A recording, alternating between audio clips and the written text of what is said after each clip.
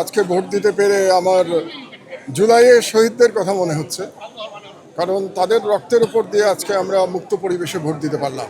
মুক্তি উৎসব, কারণ আমরা তো বন্দী ছিলাম, তো আমরা মুক্তি পেয়েছি, কাজে মুক্তির আনন্দ অনেক বেশি। এই গণতন্ত্রে ফেরাটার জন্য অনেক দীর্ঘ সংগ্রাম করতে হয়েছে আমাদের, যাতে আবার আমরা আধিপত্যবাদ কিংবা ফ্যাসিবাদের কবলে না পড়ি। এই জন্যে আজকে একটা ভোট কিন্তু খুব গুরুত্বপূর্ণ, সেটা হচ্ছে হ্যাঁ আর না ভোট। হ্যাঁতে ভোট দেওয়া মানে হচ্ছে যে আমরা সম্ভবত আর একবার ফ্যাসিবাদের কবলে পড়ব না।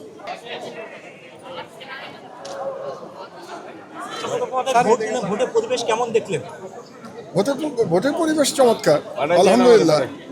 আমাদের আজকে ভোট দিতে পেরে আমার জুলাইয়ের শহীদদের কথা মনে হচ্ছে, কারণ তাদের রক্তের উপর দিয়ে আজকে আমরা মুক্ত পরিবেশে ভোট দিতে পারলাম। তো মহান আল্লাহ তাআলার কাছে তাদের রুহের মাগফিরাত কামনা করি এবং জাতির কাছে অনুরোধ জানাই যে জুলাই বিপ্লবের শহীদদের আপনারা ভুলে যাবেন না, কারণ জুলাই বিপ্লবের শহীদরা জীবন না দিলে আজকে এই মুক্ত পরিবেশে আমরা এই ঈদের উৎসবের মতো করে ভোট দিতে পারতাম না।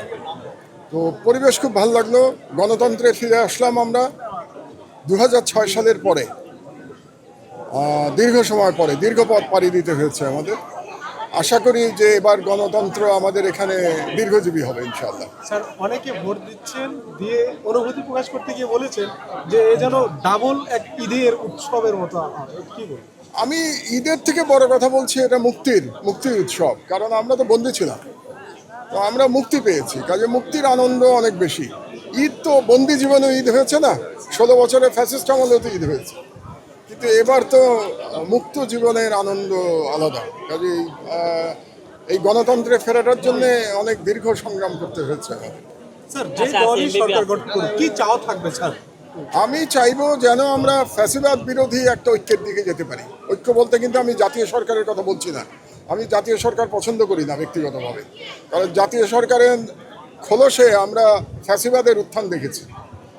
সুতরাং আমি চাই একটা গণতান্ত্রিক দেশে যেমন সরকারি দল থাকে এবং বিরোধী দল থাকে, তারা সংবিধানের মধ্যে থেকে যার যার দায়িত্ব পালন করবে, কিন্তু ফ্যাসিবাদের বিরুদ্ধে আমাদের জাতীয় ঐক্যবদ্ধ থাকবে এবং ভারতীয় সম্প্রসারণবাদের বিরুদ্ধে আমাদের জাতীয় ঐক্যবদ্ধ থাকবে।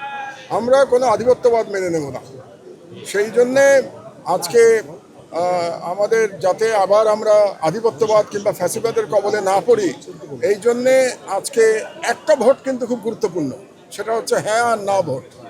তো ভোটের কথা আপনারা জিজ্ঞেস করেন নাই, এটা গোপন ব্যালট, তারপরেও আমি বলে দিচ্ছি আমি হ্যাঁতে ভোট দিয়েছি এবং আমি আশা করি যে জাতি হ্যাঁতে ভোট দেবেন। যারা এখনো দেন নাই তাদের কাছে আমার আহ্বান থাকবে আপনারা হ্যাঁতে ভোট দেন, কারণ হ্যাঁতে ভোট দেওয়া মানে হচ্ছে যে আমরা সম্ভবত আর একবার ফ্যাসিবাদের কবলে পড়ব না।